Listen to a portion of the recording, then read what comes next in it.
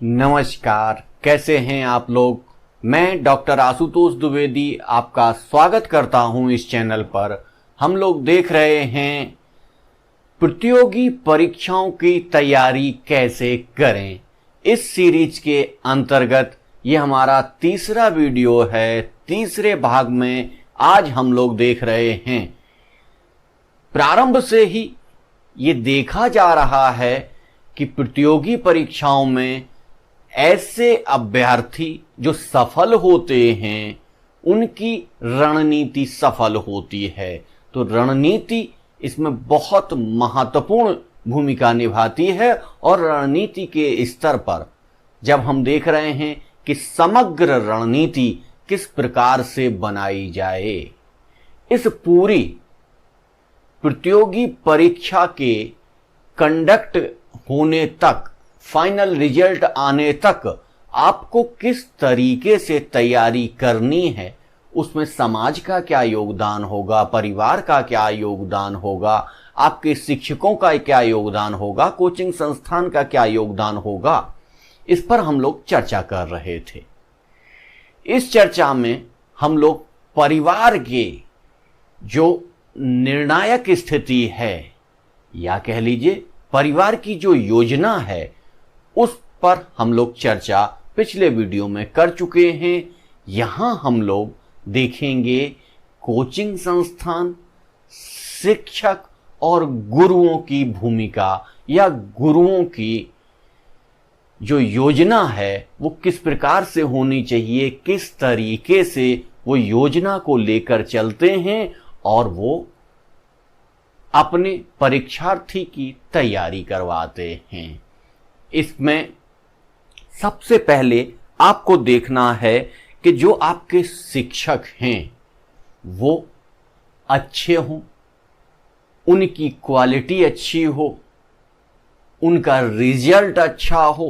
प्रत्येक व्यक्ति की आप गुणवत्ता कैसे मापते हैं, ये गुणवत्ता मापने का केवल एक ही पैमाना होता है कि जिस शिक्षक के अधिक से अधिक स्टूडेंट सफल हो रहे हैं, हमें ऐसे ही शिक्षकों का चयन करना चाहिए, ऐसे ही कोचिंग संस्थान का चयन करना चाहिए।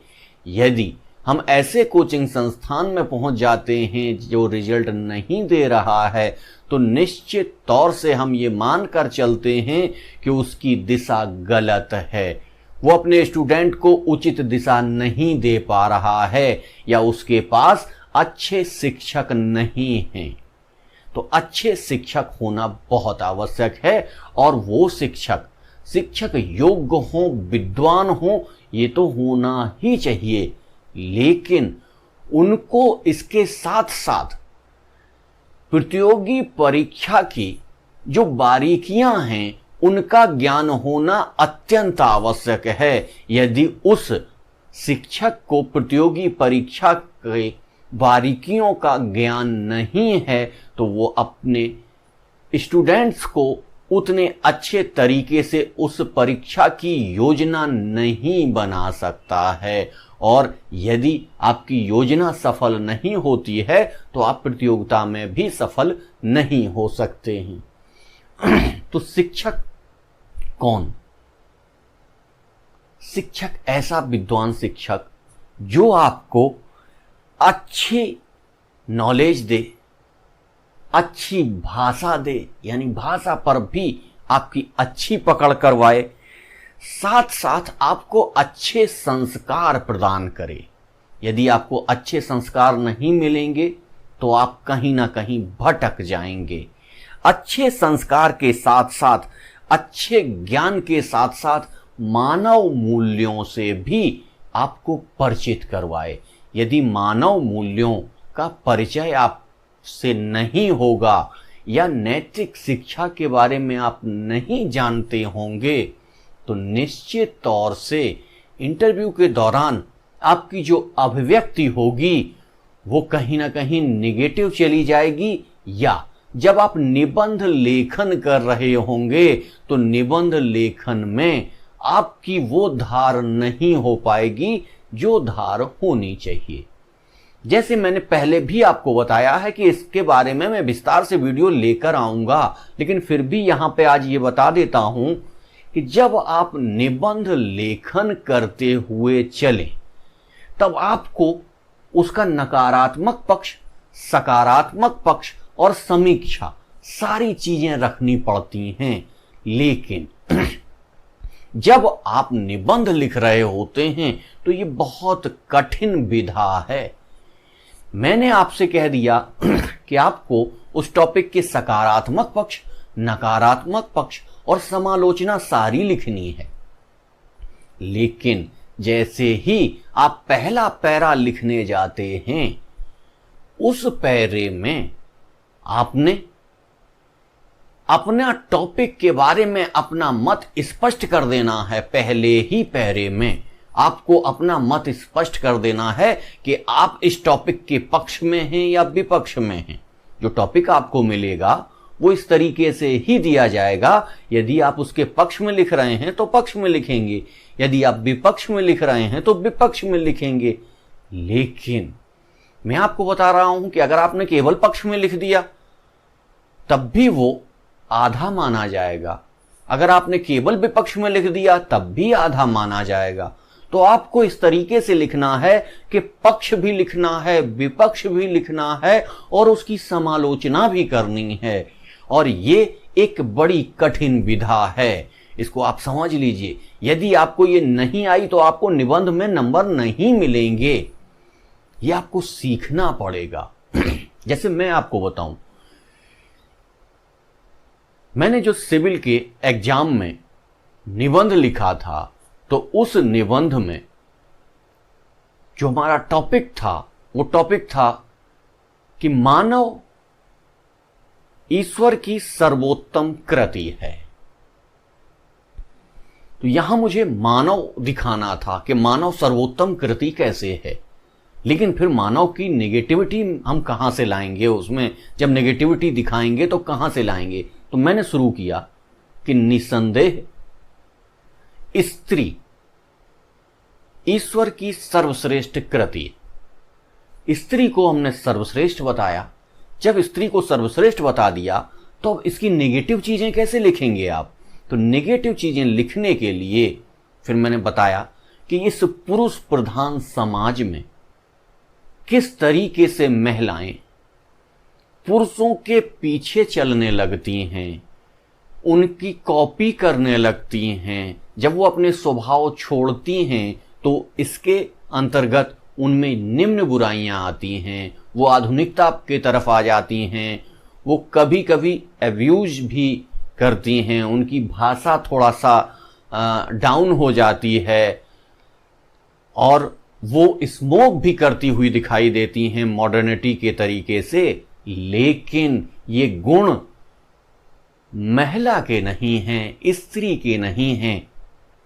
स्त्री का जो नैसर्गिक गुण है वो है मातृत्व है, ममता है, प्यार है, बलिदान है, अपनी चीजों को निछावर करने का है। जैसे आप देखिए, मां है तो अपने बच्चे के लिए सारा निछावर कर देती है, बहन है तो अपने भाई के लिए, पत्नी है तो अपने पति के लिए सारा घर परिवार अपना छोड़कर आ जाती है।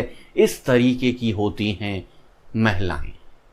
और कई बार हमारे बहुत बड़े बड़े जो सन्यासी हैं उन्होंने भी कहा है कि सन्यास में यदि आपको उच्च स्थिति प्राप्त करनी है तो आपको पहले पुरुष की जगह महिला बनना पड़ता है, यानी कि महिलाओं के वो गुण अपने अंदर विकसित करने पड़ते हैं। त्याग, तपस्या, इन सब चीजों को लाना पड़ता है, तब आप ईश्वर के पथ पर आगे चलते हैं। इन सारे उदाहरणों के साथ हमने उनकी नेगेटिविटी भी रखी और उनके सारे नैसर्गिक गुण रखे। और आप ये मानिए कि मुझे बहुत अच्छे नंबर मिले। और इस तरीके से जब मैंने अपने स्टूडेंट्स को भी सिखाया तो उनको भी निबंध में बहुत सारे अच्छे नंबर मिले।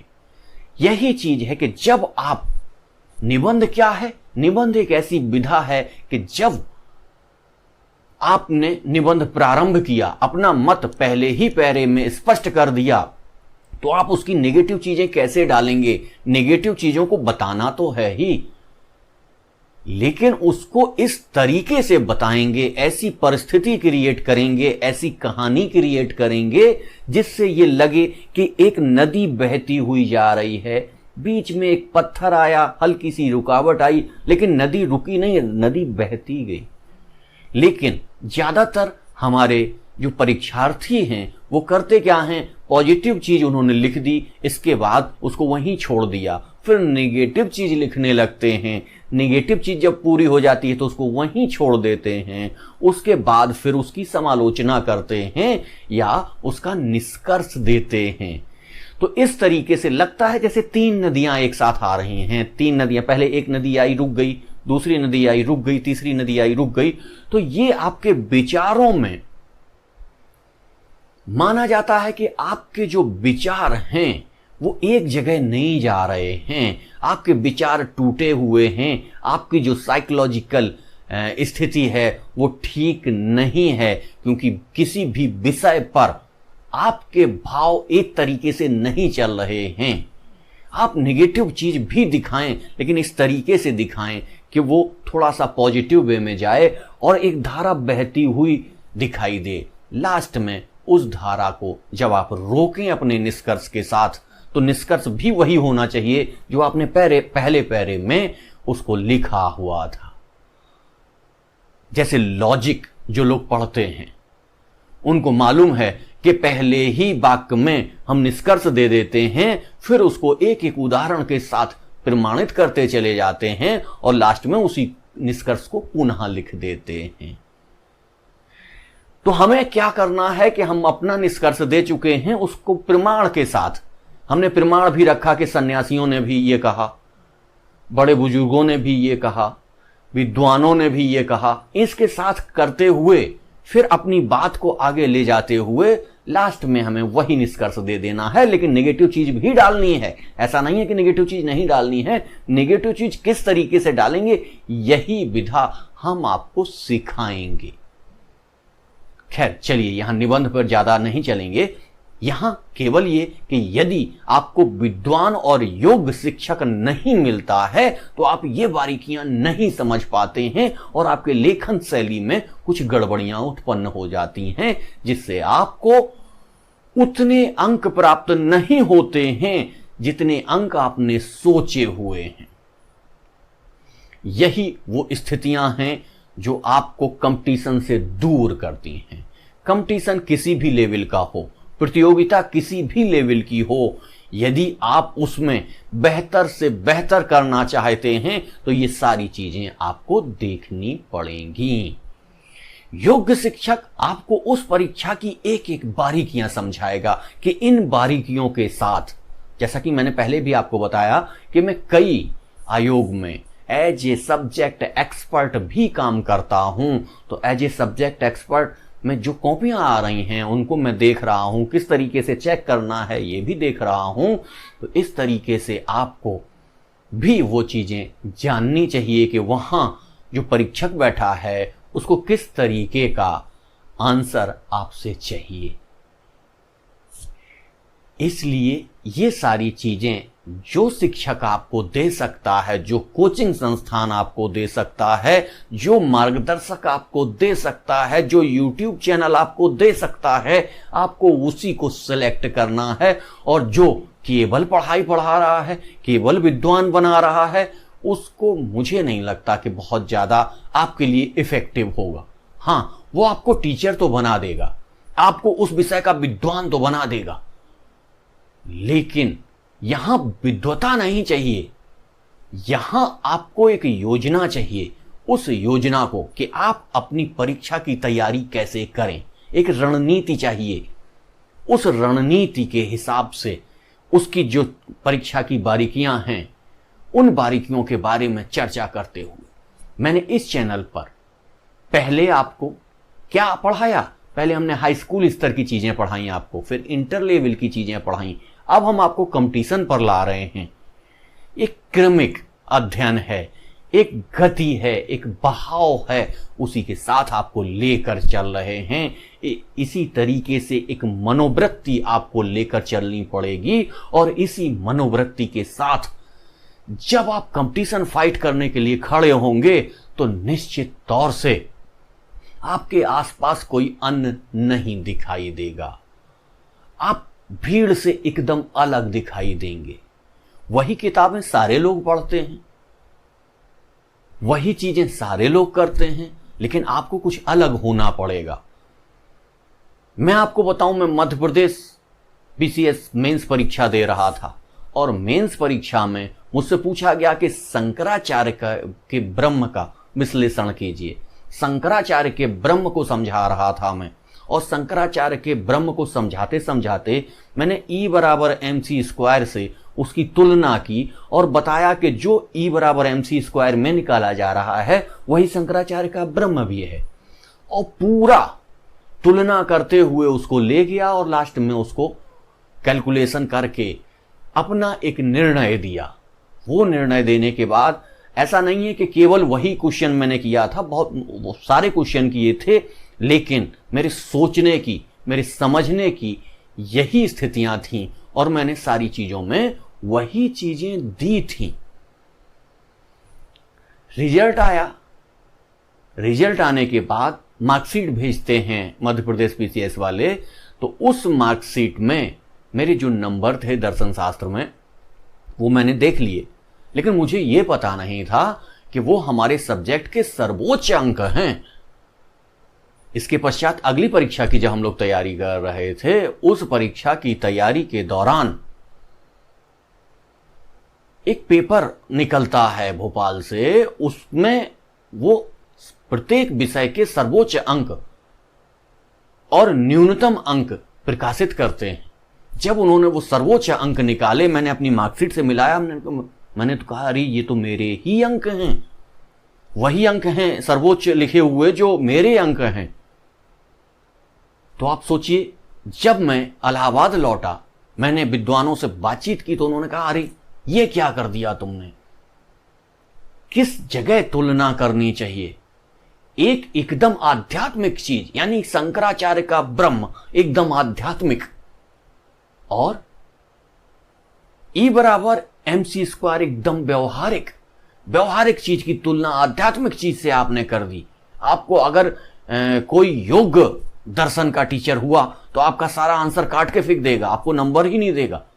लेकिन सोचिए, वो वहां भी जो कॉपी चेक कर रहे होंगे उनको वो चीज अच्छी लगी, उन्हें वो चीज पसंद आई, और उस पसंद के साथ उन्होंने मुझे सर्वोच्च अंक दिए। उस सब्जेक्ट के सबसे ज्यादा अंक प्राप्त हुए थे। सोचिए, किसी भी परीक्षा में यदि आप सर्वोच्च अंक उठा रहे हैं तो निश्चित तौर से आप उस सब्जेक्ट के महारथी माने जाते हैं। तो लेखन की एक शैली होती है, लेखन की एक प्रक्रिया होती है।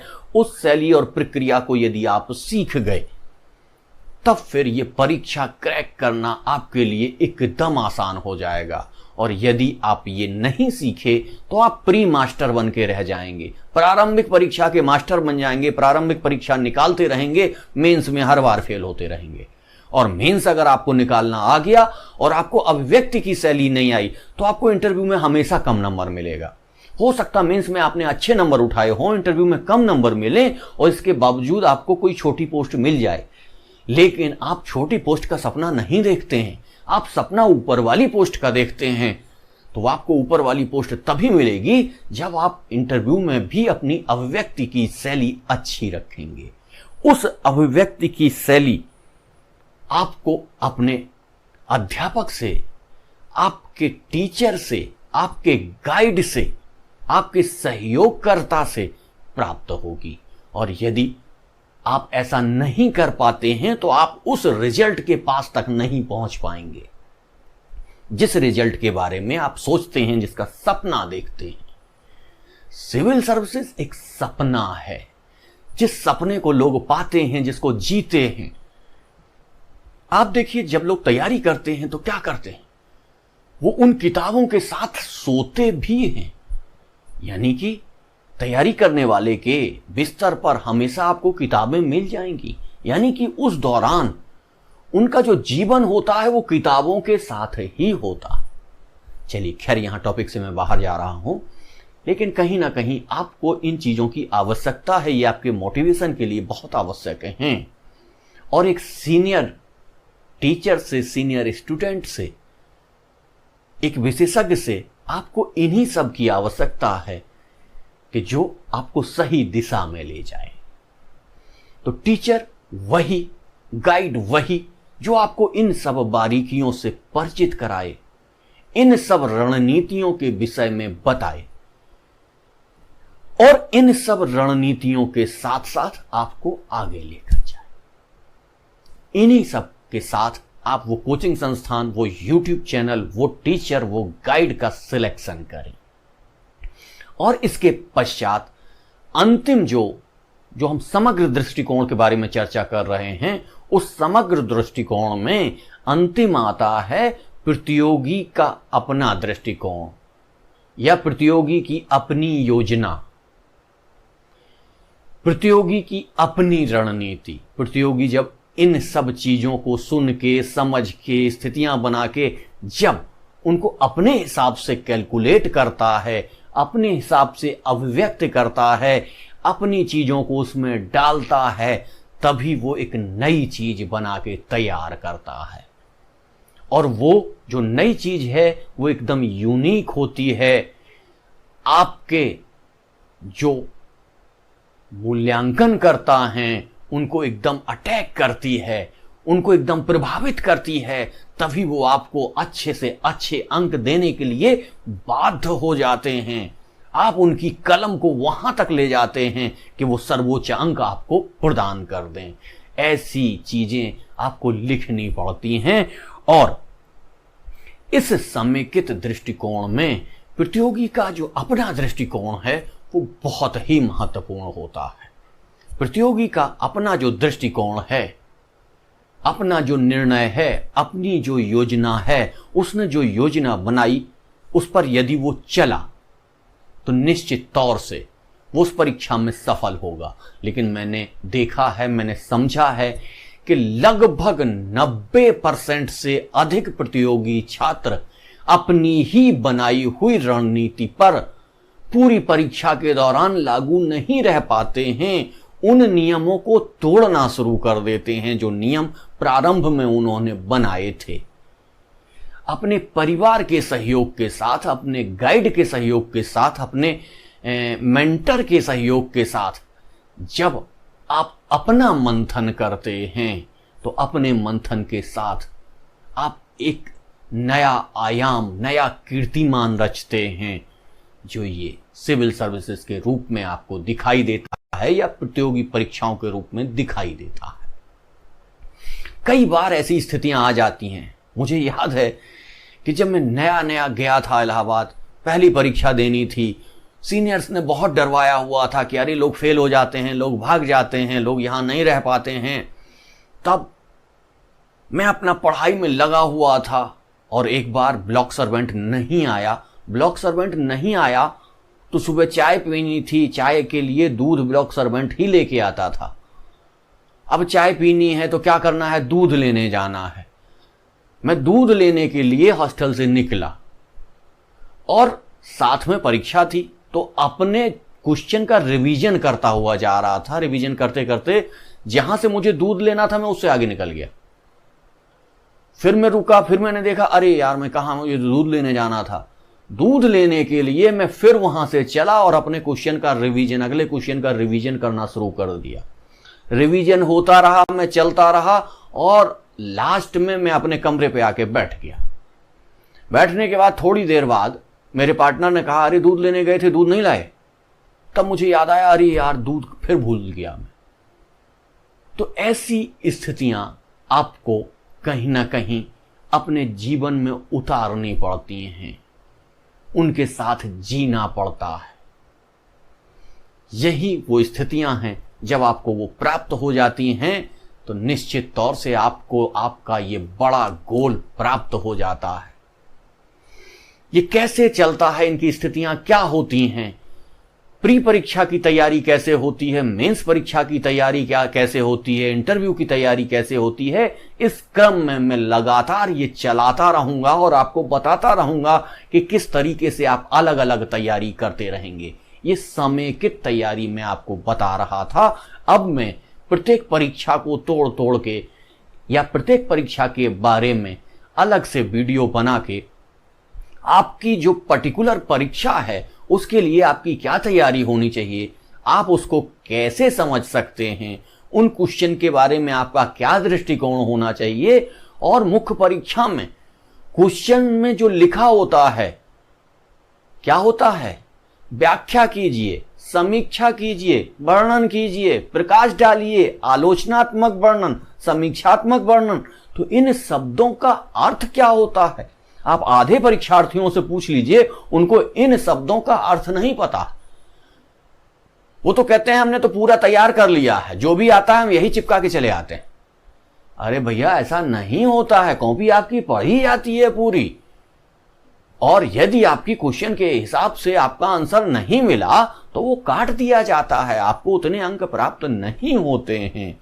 इसलिए इन सारी चीजों को हम लोग समझेंगे, देखेंगे और विस्तार से इसको लेकर चलेंगे। वीडियो बड़ा हो रहा है इसलिए आज के टॉपिक को यहीं तक रखते हैं। हाँ, एक इंपॉर्टेंट सूचना, जिन स्टूडेंट्स ने हमारा चैनल सब्सक्राइब नहीं किया है, जिन मित्रों ने हमारा चैनल सब्सक्राइब नहीं किया है, तो प्लीज इसको सब्सक्राइब कर लीजिए। वीडियो अगर अच्छा लगा है तो इसे लाइक करिए और इसे अधिक से अधिक प्रतियोगी परीक्षार्थियों तक शेयर करिए, जिससे उनका भी लाभ हो सके और आपका भी लाभ हो सके। धन्यवाद।